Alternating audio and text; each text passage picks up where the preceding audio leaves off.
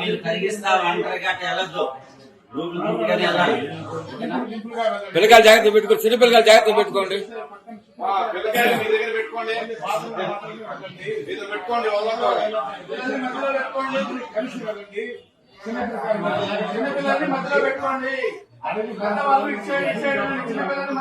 ఏమ్మా ఆ రాళ్ళు నిలిపోయండి అమ్మా. రాళ్ళు పెట్టాలి పక్కకు బాగండి. రాళ్ళు పెట్టాలి పక్కన పోతారు. ఆడవాళ్ళు పక్క లోపల పోతున్నారు. రాళ్ళు పెట్టారు.